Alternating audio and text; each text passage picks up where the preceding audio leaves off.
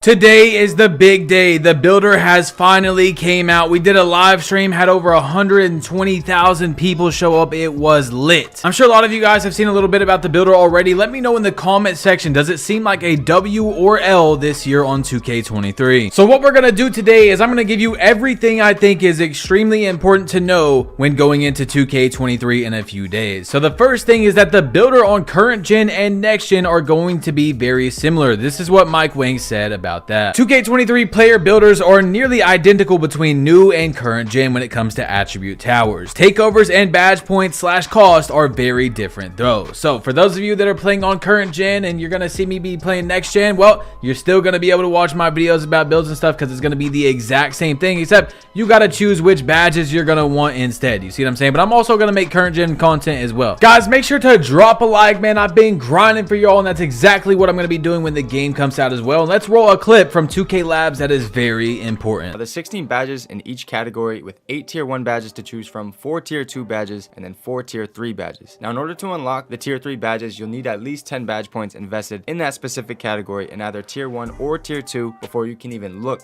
at tier 3. Tier 3 badges cost so much that even the bronze level of any badge in that section costs 5 badge points. So when you're developing your build this year on 2K, the builder actually is able to read and pretty much sense which type of playstyle you're going with. Therefore, it makes tiers of the badges that they think is going to be the most important. The most important badges are going to cost more. They already had that kind of on 2K22 Next Gen, but now a Hall of Fame badge in tier 3 is going to cost 8 badge upgrades to get that Hall of Fame badge in the tier 3. And as you see from the screenshot right here that they explained, it says even right there on tier 3, you have to equip at least 10 points between tiers 1 and 2. That is crazy. So let's say you have a build with 16 badge upgrades. I don't even think you're going to be able to get a Hall of Fame badge. Now, of course, if you use the core badge, which we'll talk about in a minute, then you will. But besides that, you're not going to get a Hall of Fame badge. So you can't be extremely overpowered unless you upgrade that category. You know what I'm saying? You can't have Hall of Fame, glove. That's what it's called this year instead of pickpocket. You can't have that on your build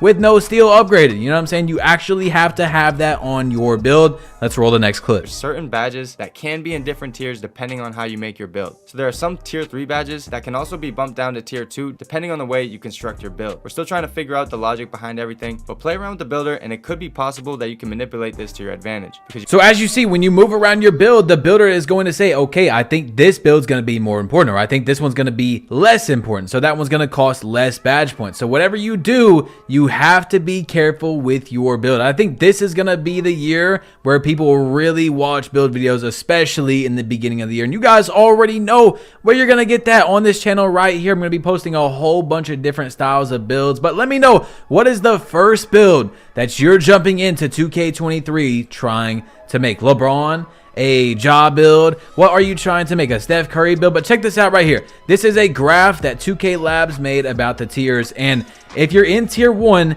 a bronze badge is only going to cost 1 badge upgrade, up to 4 if you want a Hall of Fame. So you can still have multiple Hall of Fame badges, but they're going to be tier 1 and tier 2. And honestly, if you really want, you could have a few tier 3 Hall of Fame badges, but you're really going to have to upgrade like every attribute in that category to get like 3 of those. And then you can use your core badge, which we'll talk about in a minute, to get that 4th one if you really want to. So there's a lot of things with this builder that you have to pay very close attention to. I'm going to be in that builder for a minute. Then I'm going to be figuring out how to upgrade your player the fastest in my career, how to get badges the fastest, the best drill moves, jump shots. I got it all for you guys. I'm literally not even going to be playing Park for like 3 days because I'm going to be sitting here making sure you guys go into 2K23 like some gods. But anyway, we have more to talk about. The core badge, as you see, it says, by the way, you get one in every category. A badge must be equipped to earn progress towards its core badge challenge. Once the challenge is met, the related badge level is eligible to be made a core badge, and they cost 0 badge points. So you're able to get a finishing core badge, shooting, playmaking, and defensive and rebounding. You know what I'm saying? So you're gonna be able to get an extra badge or even a tier 3 badge for free, which is what most people are going to do. They're going to use their core badge to get a free Hall of Fame badge. So you have to be very careful with what you're doing, even with the core badges as well. And it's going to be awesome to see when the game comes out how people utilize that, and that's going to make so much variety in the game, because not every build is going to be the same. Almost every build is going to be different. In fact, we're actually going to be looking at a bunch of builds after I give you guys this information as well that people made today. All right, so talking about actual builds, we sat there on stream. By the way, we almost peaked at 10,000 viewers. We had like 9,700 at one point, and we seen every single person's build that they made today. Like over 30 creators, had to be 30, 40 creators, and this is one of the best builds I've seen right here. Keep in mind, we're going to talk about how important the attributes are, and some of them you upgrade. There's one that upgrades like 8 at a time. So it's not as easy as, oh, I would just take this down, I would take that off, you know what I'm saying? But look at this build right here. It is a 6'6" build with no driving dunk. Keep in mind, they said layups are going to be very good this year, so that might not be an issue, okay? It might actually not be. I sound crazy right now, but trust me, I don't know. We will see. Anyway, 85 three-pointer, 89 ball handle, 80 speed with ball, and then pretty good defense as well. You know, decent, not too good, but pretty good. Anyway, 81 speed, 95 strength. So we're going to see, does that 95 strength and 85 layup actually make a build not need that dunk this year? And from what we've seen so far, it really can. And so, like I was saying about the attributes, oh, just upgrade dunk. It's not that easy, bro. You're going to be upgrading like 5 things at one time, and then you're not going to get as solid as a build as you see right there. So from what we've seen today, a recurring theme was that taller builds like 6'6", 6'8", those type of builds got a lot better spreads in their attributes and badges than like a 5'10" or a 6'1" play shot, which is great because for years now, play shots have had the best of every single world. You know what I'm saying? Anyway, into this build right here, as you're going to see, it has an 87 driving layup, 93 driving dunk, which is basically a job build because it also has an 83, 94 ball handle, 92 speed with ball. But here we go. This is the catch about people that want really good offense this year, like a play shot or like a Ja Morant build. No defense. And on top of that, very low strength. So not only are you gonna have really bad defense, you are a feather. People are gonna be walking right through you over and over, because we have seen that the bully badge actually does something and means something on 2K23, which is directly correlated to your strength. So even if strength doesn't necessarily matter, it does to get that bully badge. You see what I'm saying? Now we're gonna look at a playmaking shot creator on 2K23. Of course, they're probably gonna have different names and all that. They're not all gonna be called playmaking shot creator, but don't let people fool you. It's going to be a good shooting, good dribbling build. You know what I'm saying? Don't let people be like, oh, this is not a play shot. It's a play shot. You know what I'm saying? It dribbles good. It has good handles, blah, blah, blah. This is a 5'11" build with a 79 driving layup, 99 three-pointer. Got that speed with ball handle, but 0 defense and 0 strength. So where I think balance is going to come into play is, as you guys know, we've talked about this before, even though a lot of people don't understand it because maybe they don't play any competition, maybe they don't watch any competition, which is completely fine. It's okay to be a casual and enjoy the game in a casual experience. But what I'm saying is, in competitive stage,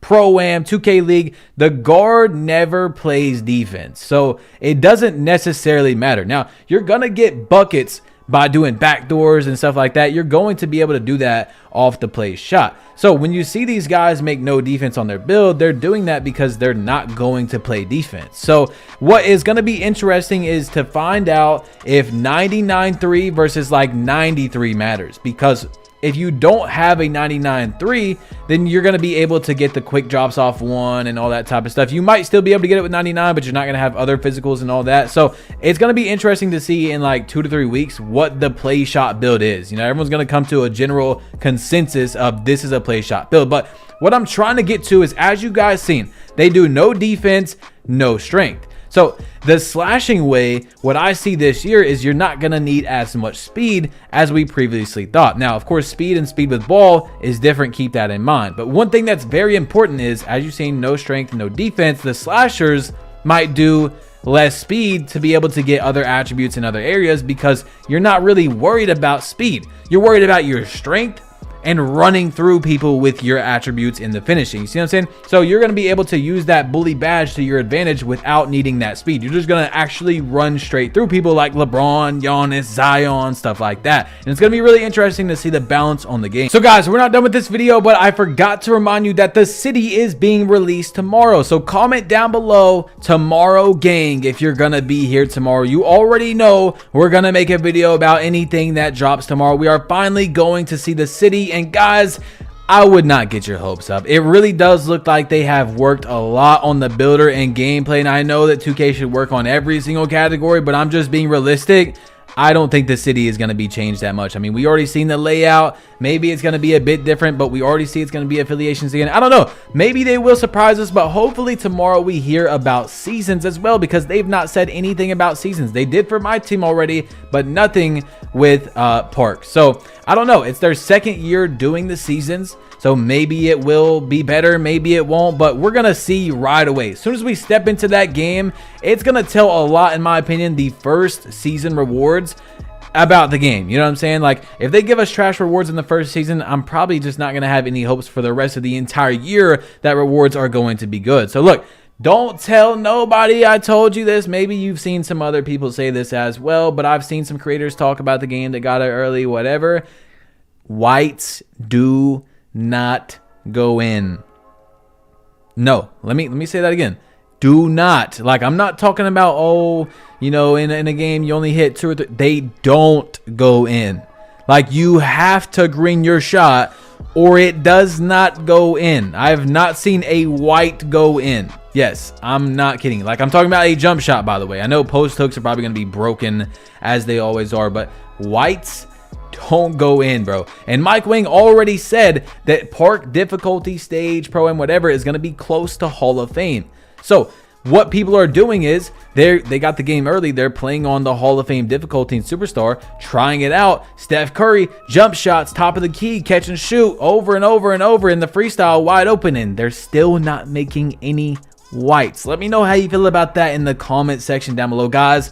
If you can't tell, bro, I'm excited. I'm very excited for 2K23. It seems like a 2K19 style builder slash gameplay, but much more balanced. Every build is gonna eat in what you create the build to eat in. Not like 2K22 next gen where you can actually do everything with your build. If you make a 6'5" guard build, you can have a 90 driving dunk, 90 three-pointer, 90 ball handle, have 90 perimeter defense. Like, it's crazy. It was too much in my opinion. I don't think we should do super role players, and I don't think we should do superstars. You see what I'm saying, guys? So either way, don't worry. 2K is always going to go back. We always go back and forth between role players and superstars, role players and superstars. You see what I'm saying? 2K is going to have superstars back in the game at some point. And my team this year, if you just absolutely can't stand the builder, well, my team, you're able to play 3v3 online. You can buy one card, and it's going to be nice. You know, in 2 or 3 months, you'll be able to play with a demigod when they start releasing better cards and stuff like that. So you can literally just go ahead and play with a demigod in my team if you don't really like Park at all. I mean, I'm just throwing it out there as an idea. But anyway, guys, tomorrow is the day. Drop a like, hit that subscribe button if you're new. And guess what? Literally right after tomorrow, I mean early, probably like 2 in the morning, the servers are going to come on September 8th. People that have the disc early are going to be on that thing. We're going to be making videos about it. And hey, maybe I might be on it. I don't know. We will see. It's your boy BadgePlug. You've been plugged in. Click one of these last 2 videos if you haven't yet, because if you haven't, man, you have been missing out. And I'm out. Peace.